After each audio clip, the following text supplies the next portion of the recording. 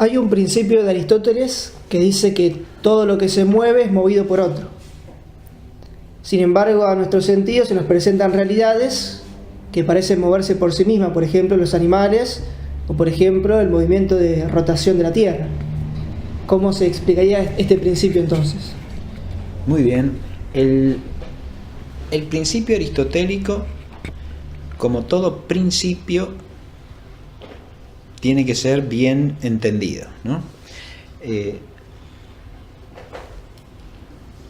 Y acá, al margen, vale la pena recordar aquello que dice tanto más, que el error en los principios, por más que sea pequeño, siempre tiene graves consecuencias, ¿no? Por eso a la inteligencia de los principios hay que dedicarle siempre la mayor parte del tiempo en la filosofía. Después se pueden sacar las consecuencias, pero si el principio está bien entendido, eso se hace bien y hasta cierto punto con cierta facilidad, ¿no? El principio lo que dice es que todo lo que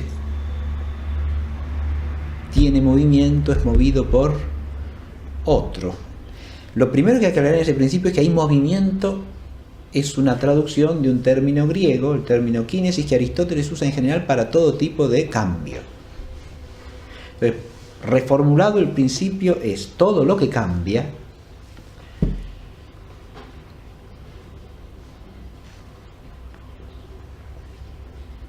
lo hace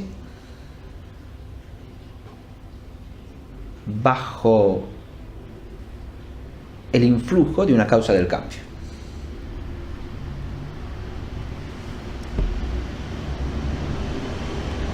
Ahora, eso que acabo de decir, ¿en qué sentido es un principio? Todo lo que cambia lo hace bajo el influjo de una causa del cambio.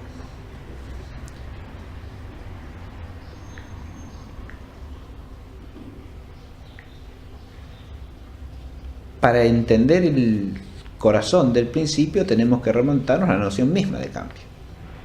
Es decir, la actuación de algo que es en potencia. Lo que este principio viene a decir es que para que algo pase de ser en potencia a ser en acto, tiene que ser actuado. Eso que lo actúa tiene que estar en acto. Y por lo tanto, o es otra cosa, o es algo de la misma cosa, pero que está en acto y no en potencia.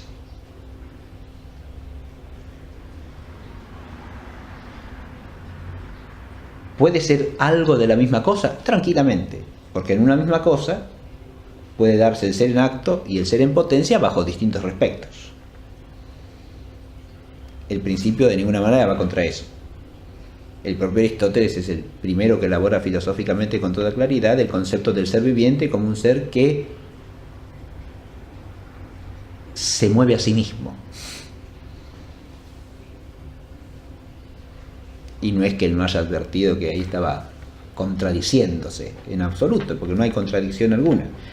Es propio del ser viviente el ser semovente, decimos, o sea, que se mueve. Fíjense que esa es la palabrita que aparece en el principio y que parece ser contradictoria con el mismo principio. Yo digo, lo que se mueve es movido por otro, y si se mueve, porque estoy usando el verbo en forma reflexiva, parece que se mueve a sí mismo, ¿no?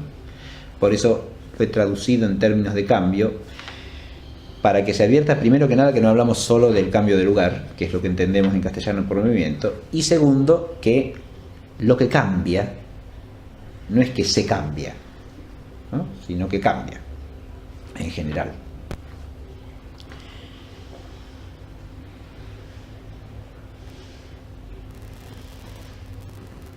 Entendido el principio en su sentido fundamental, es un auténtico principio, porque no es posible que lo que pasa del ser en potencia al ser en acto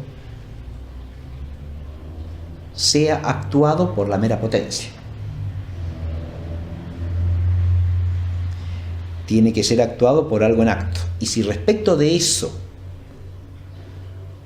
con relación a lo cual es en potencia, no está en acto, lo que lo actúa es otro. Insisto que este otro no necesariamente es otra sustancia, porque puede ser algo en acto de la propia sustancia que experimenta el cambio. Ahora vamos a los aparentes contraejemplos, ¿no? Si uno dice que un ser viviente se mueve a sí mismo, bueno, eso es cierto, ¿en qué sentido? Primero que nada, lo que tiene el ser viviente es la capacidad de cambios inmanentes, o sea, cambios que actualizan algo del propio ser viviente, ¿no? Y esa actualización perfecciona al propio viviente. Eso es un cambio inmanente, y eso es lo que tipifica a los seres vivos por contraposición a los seres inertes. Ahora, ahí no se aplica el cambio. Tomemos un acto inmanente cualquiera como el acto de la nutrición, que se da en todo ser viviente corpóreo, ¿no? Vegetal, animal o humano.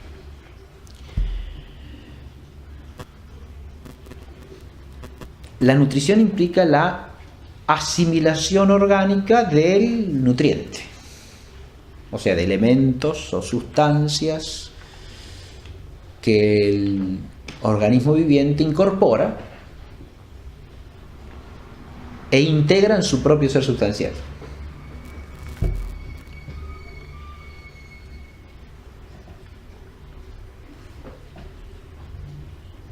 Ahí, incluso desde el punto de vista fenoménico, advertimos en uno de los efectos de la nutrición, naturalmente, que es el crecimiento, ¿no?, que el ser viviente es como si se moviese a sí mismo, es decir, se cambiase a sí mismo, porque al asimilar el nutriente, la plantita crece, ¿no?, sufre un cambio, pero crece, digamos, por sí sola. Y claro, en eso consiste precisamente el movimiento inmanente. Pero ahí se sigue aplicando el principio aristotélico de manera estricta. ¿Por qué? Porque ¿cuál es el efecto ahí? El efecto es la asimilación del nutriente. Pero esa asimilación del nutriente es actuada ¿por quién? Por el propio ser viviente en cuanto ya está en acto de ser vivo. Si no hubiera un acto vital en el ser viviente, no podría haber asimilación nutritiva. El ser viviente está en potencia de asimilar nutrientes, en orden a sustentarse y a crecer. Pero no puede darse la asimilación sino en la medida en que es actuada por el acto vital primero del ser viviente. Si el ser viviente no fuese un viviente en acto, no podría de ninguna manera producir este cambio suyo accidental, que es la asimilación del nutriente.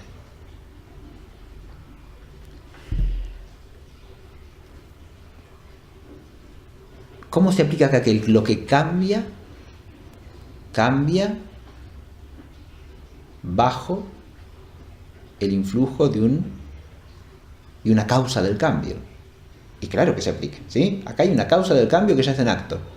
El ser viviente en cuanto viviente, en cuanto posee el acto vital. Y hay un cambio. ¿Cuál es el cambio? El cambio es la incorporación de nuevos nutrientes por asimilación que le permite sustentarse y le permite crecer. Podríamos poner como el cambio el crecimiento mismo o la asimilación nutritiva misma, ¿no? Pero ese cambio es efecto de algo que está en acto. Acá vuelvo a decir, eso que está en acto puede ser el ente mismo bajo otro respecto, ¿no? Acá hay un ente sustancial cuyo acto sustancial, cuya forma primera de ser viviente, es el acto a partir del cual se genera el cambio accidental de la nutrición. De modo que el principio se aplica rigurosamente. Enunciado en el primer modo, puede no verse del todo. Si yo digo todo lo que cambia o todo lo que se mueve es movido por otro, puede que no se vea acá claramente qué significa el ser movido por otro.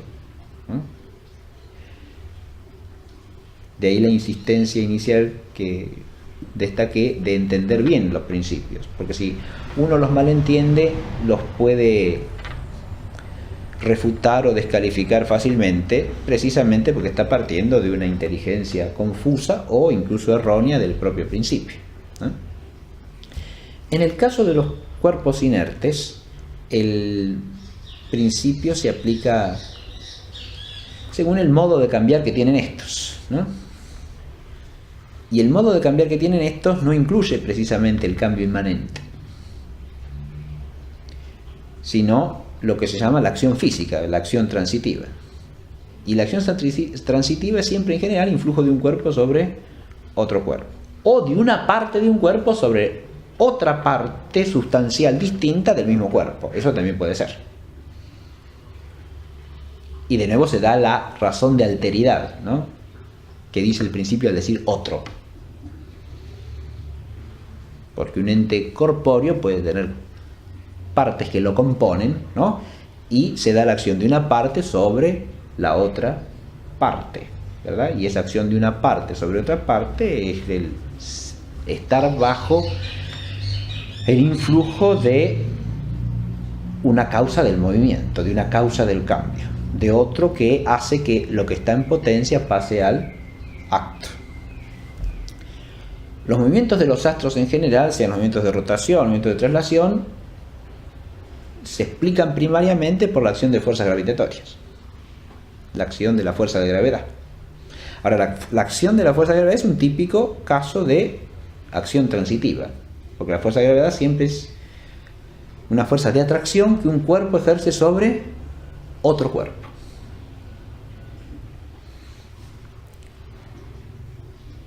Si consideramos el planeta Tierra, ¿no? El planeta Tierra atrae gravitatoriamente hacia sí las cosas que están en su campo gravitatorio, ¿no?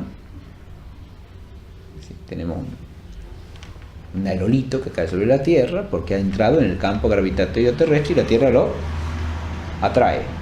Si uno mira el aerolito parece que se mueve por sí solo, ¿no? Pero en realidad no se mueve por sí solo, está movido por otro.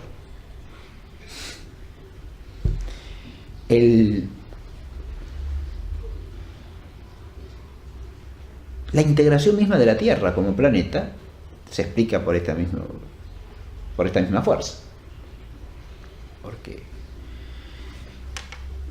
digamos, las capas que constituyen la totalidad del planeta implican una atracción hacia un centro gravitatorio de masas materiales, ¿no?, que configura el mismo globo terráqueo.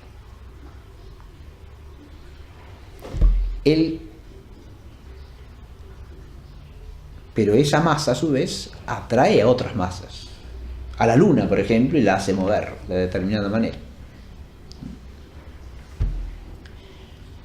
A su vez la Tierra se mueve por la acción gravitatoria combinada de otros cuerpos cuyo campo gravitatorio incluye a la Tierra, el Sol primariamente y los otros planetas que están cerca, ¿no?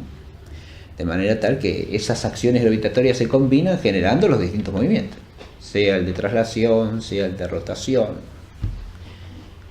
La gran fuerza de atracción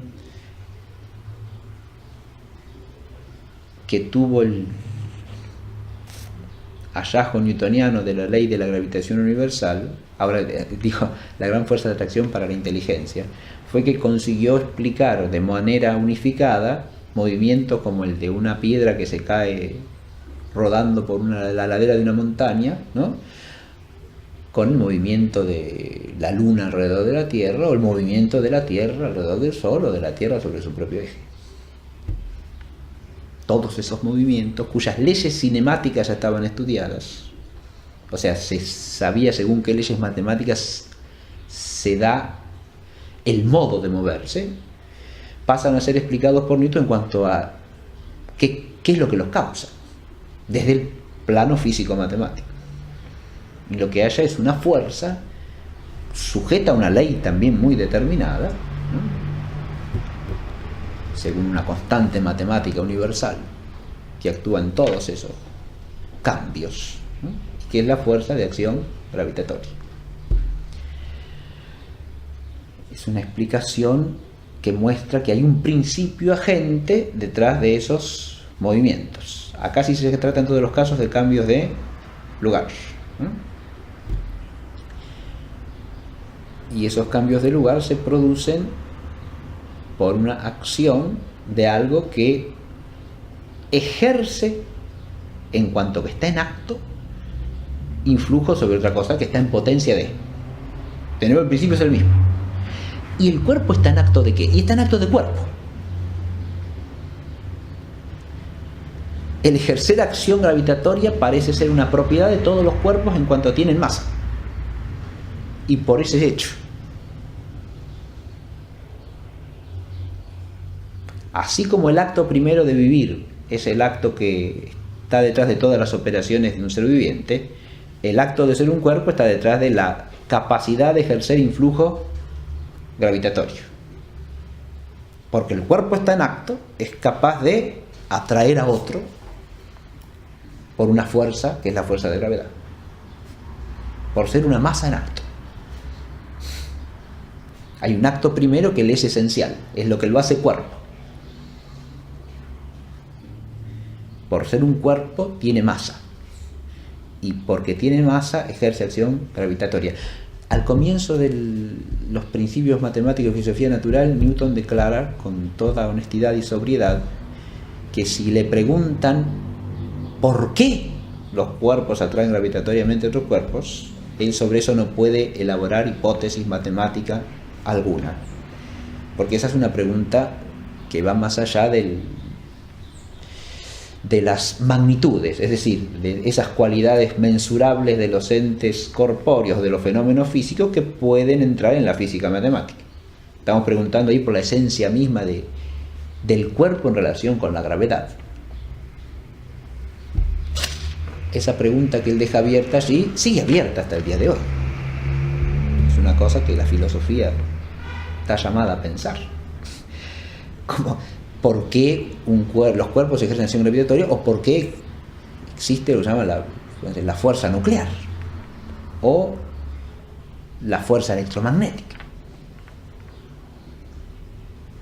Pero todos los fenómenos del electromagnetismo implican siempre la acción de algo que es un cuerpo cargado eléctricamente o magnéticamente y que genera un campo electromagnético. ¿Está claro? Es una fuerza distinta de la gravedad porque tiene leyes distintas. Cuando uno estudia las leyes con las cuales opera esa fuerza, no son las de la gravitación, son leyes diferentes. Entonces, otra fuerza distinta esencialmente, y que hay que ver si se puede reducir la una a la otra si se encuentran principios comunes de explicación. Es el tema también abierto por Einstein y que sigue abierto de la teoría del campo unificado, o sea, si se pueden las fuerzas básicas reducir alguna común a todas, cosa que hasta ahora no se ha hallado en absoluto. Por eso la física entera sigue hablando de varias fuerzas fundamentales en el conjunto de la naturaleza.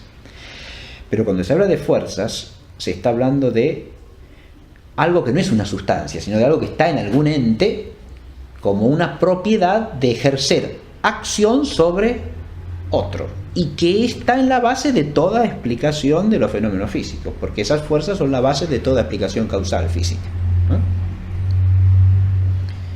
Lo que decimos es que hay un agente que ejerce cierto influjo sobre otro, y tiene capacidad de ejercer ese influjo en cuanto está en acto bajo algún respecto, sobre otra cosa que está en potencia de ¿qué? Y de recibir ese influjo, y de ser modificada o ser cambiada por la acción de ese influjo.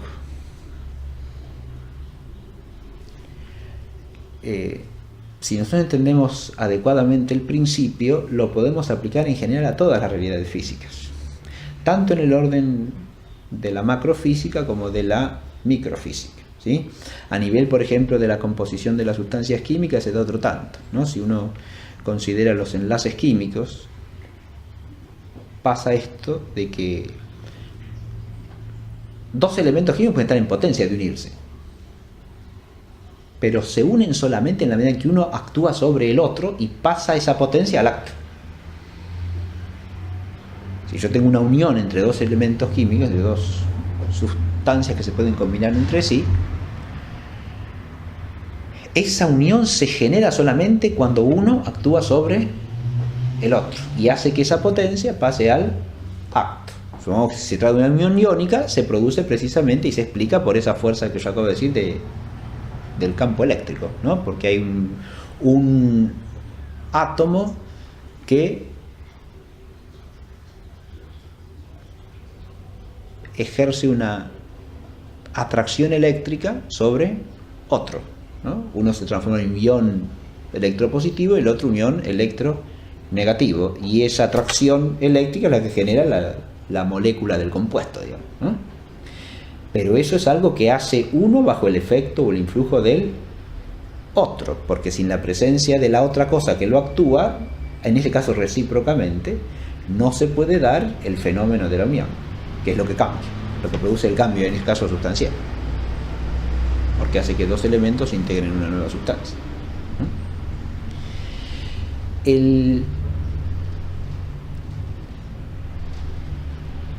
Cuando nosotros tenemos la liberación de la energía nuclear en un átomo por fisión o por fusión, lo mismo, ¿no? Ahí se mueve a sí mismo. ¿Y cómo se mueve a sí mismo esto? Primero que nada, aquí habría que tener en cuenta que estamos considerando realidades que hay que ver si se pueden entender como sustancias sin más, ¿no? Un núcleo atómico y la energía que libera, ¿no? Pero, o partes de una sustancia, a eso me refiero, ¿no? Pero, de todas maneras, se produce un cambio, pero ese cambio no se produce sin causa.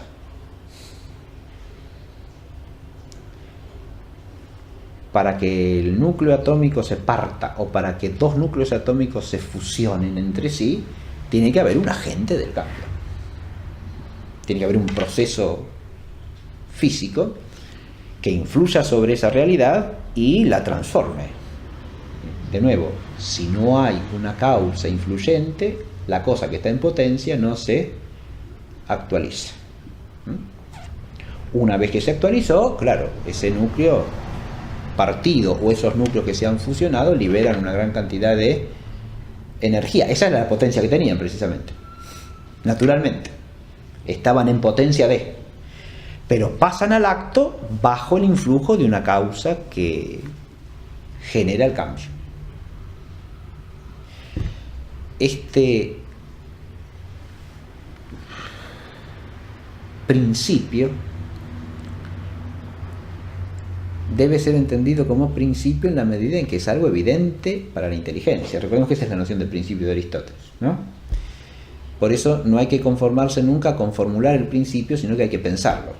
Porque si no hacemos el esfuerzo de entender lo que el principio significa, no solo no podemos sacar conclusiones a partir del principio, sino que, como señalé antes, podemos tender fácilmente a malinterpretarlo.